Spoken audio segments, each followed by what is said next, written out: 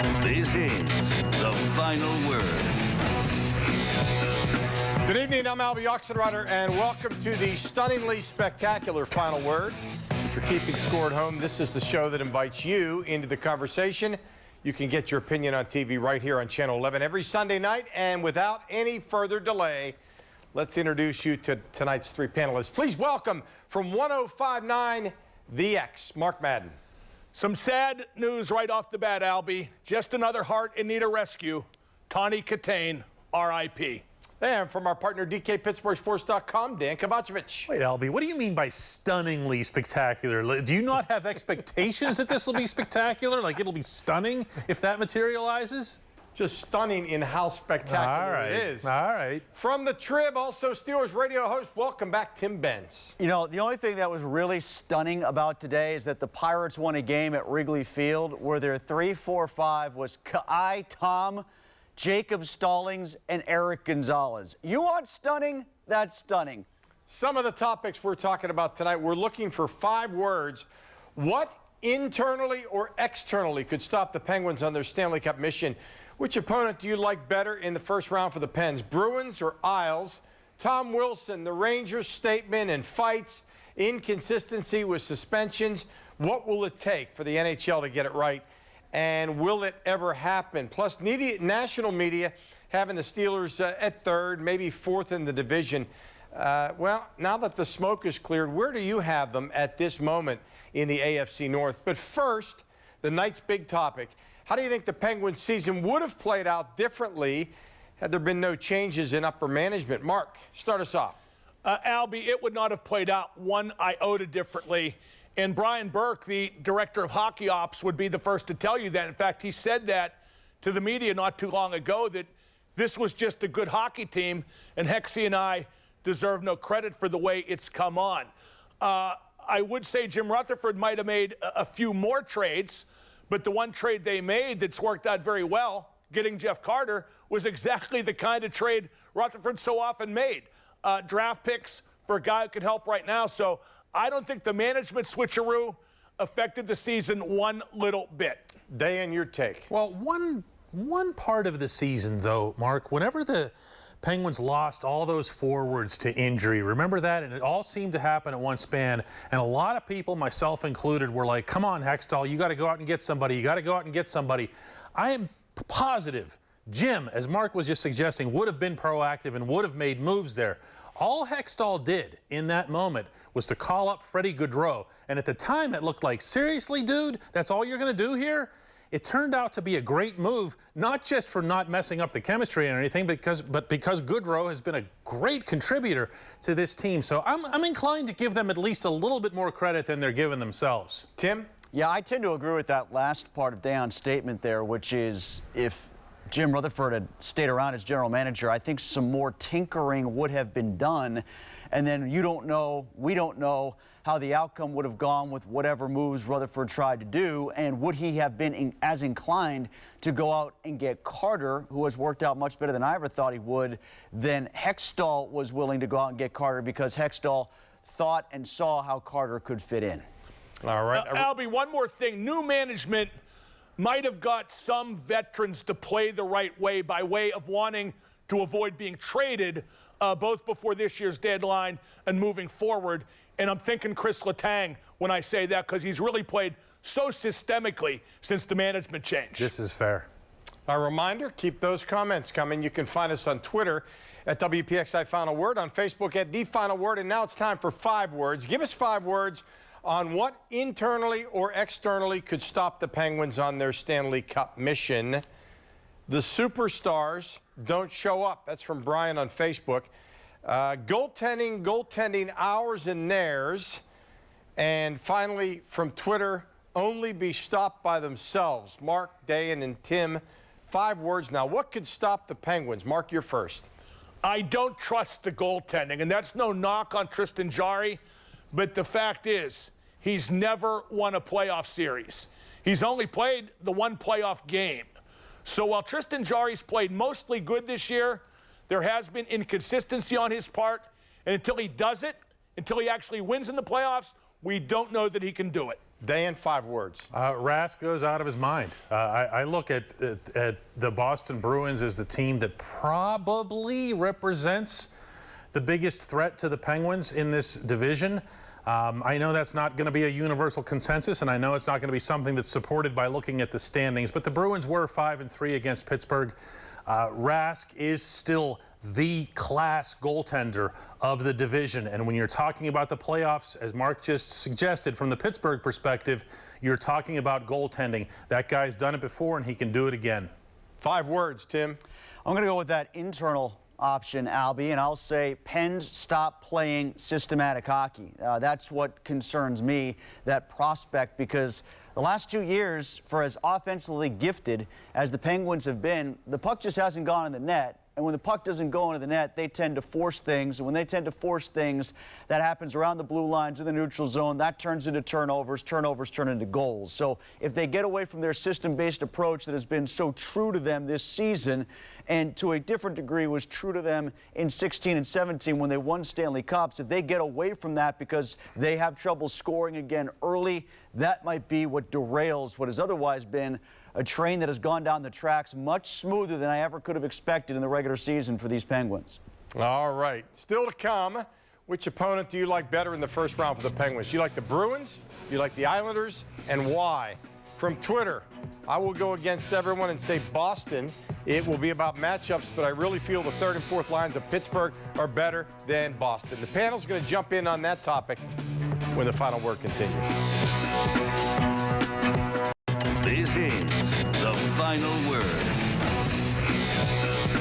Welcome back. I'm Alby Oxenreiter tonight with Mark Madden, Dejan Kovacevic, and Tim Benz. Tim, which opponent do you like better in the first round for the Pens, Bruins or Islanders, and why?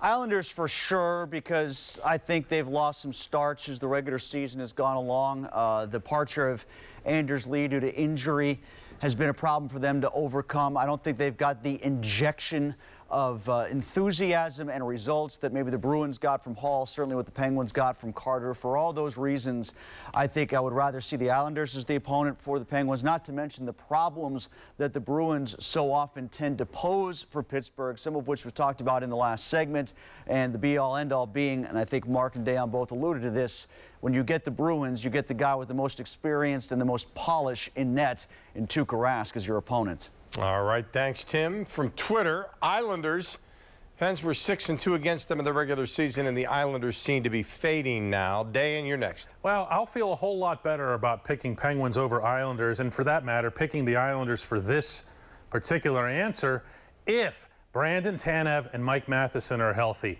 Because what you need more than anything else when you're facing a team that's doing that awful passive trap thing that Barry Trotz does are people who can skate, and I mean skate, through the neutral zone and skate the puck through those guys. That's the reason the Penguins had the success they had against New York in the regular season, going 6-2. Matheson can single-handedly blow up the Islanders. In fact, he did it more than once this year. Tanev can do it. Brian Rust can do it. Obviously, the Stars can do it. You need to have all your guys moving. All right, Mark? Boston's a problem because of Tuukka Rask in goal, which has often been mentioned.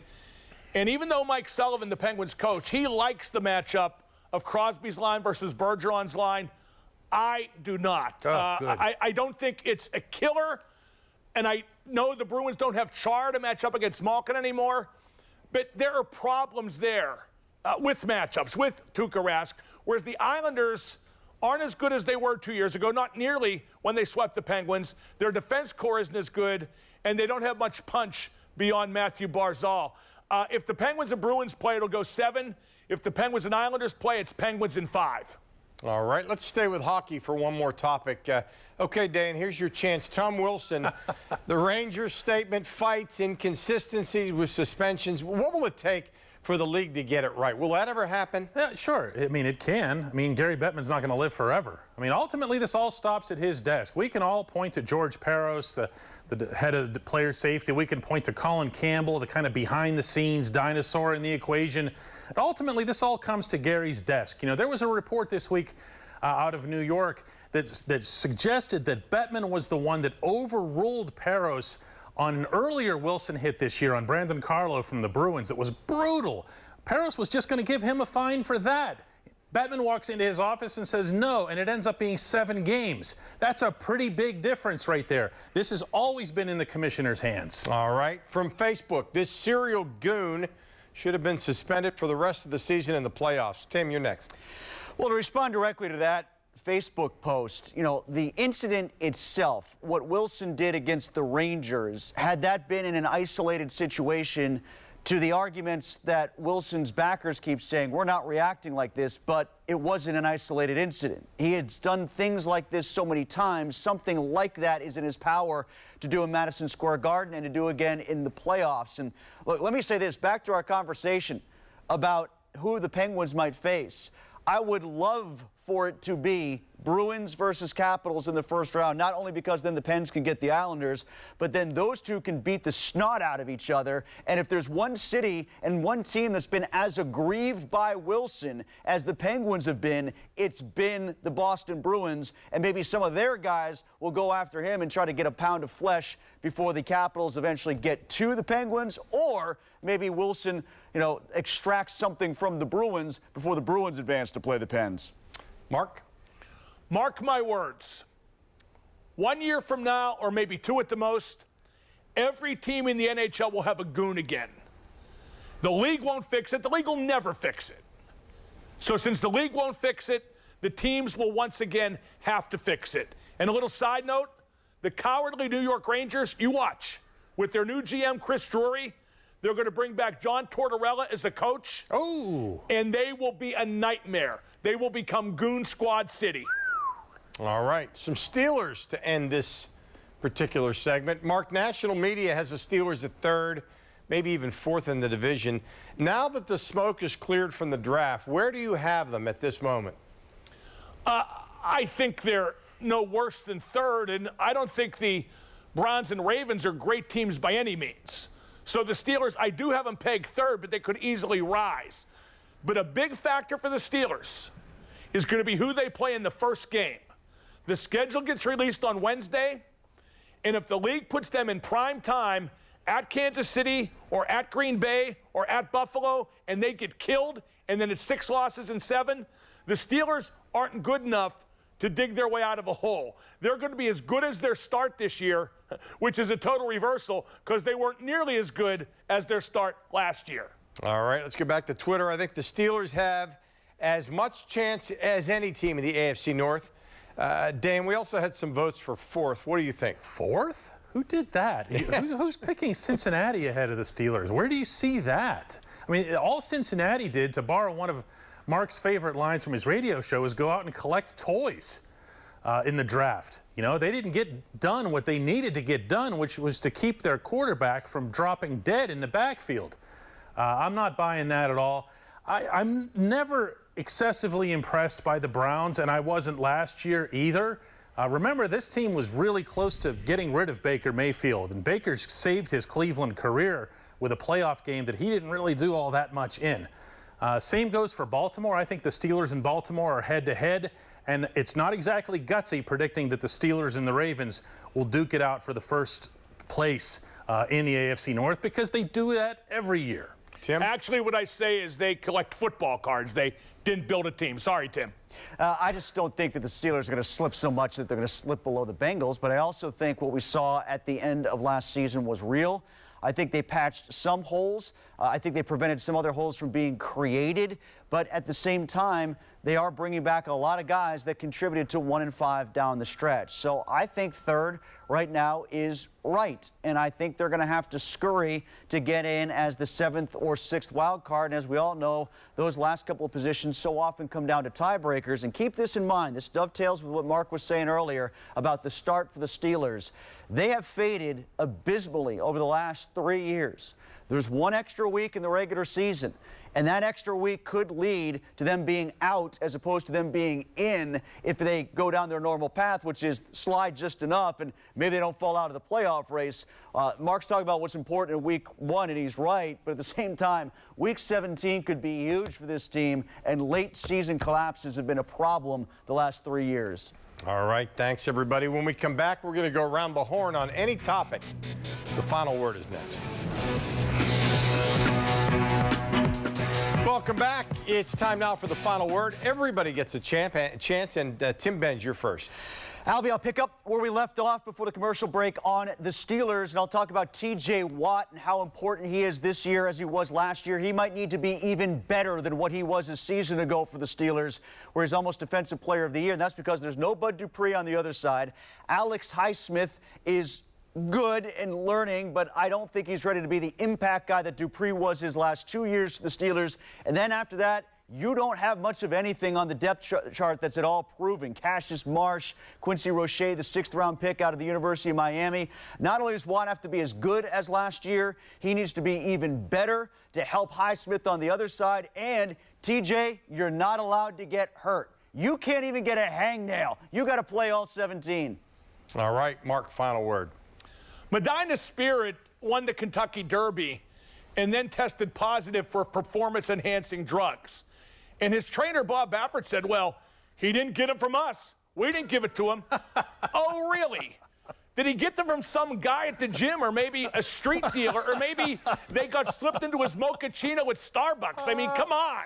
Where'd he get them? Dejan, final word. That horse is not getting my Hall of Fame vote. Earlier this week, I covered Tyler Anderson out in San Diego, flirting with a no-hitter against the Padres. Today, he was outstanding again. 8 innings against the Cubs, only 2 runs. This guy is going to get traded. This guy should get traded.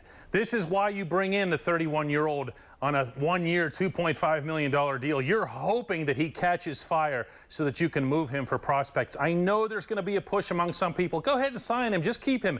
You can't do that. You can't veer off course here. All right, thanks. And our final word now from social media. Pitt needs to hire a basketball coach with the last name of Miller. Barney Miller. I don't know if he's available. A very simple reminder. Join us on our streaming channel every Wednesday night at 7:30. It's Halftime Adjustments on WPXI Now. And this week, right after that, we're going to have an Inside the Schedule show. Jenna Harner and Chris Carter join me. We're going to break down the release of the Steelers' schedule for 2021. That's at 8 o'clock on WPXI Now Wednesday. All right, that's that. I'm Alby Oxenreiter for Mark, Dayan, and Tim. Thanks for staying up with us. See you next time.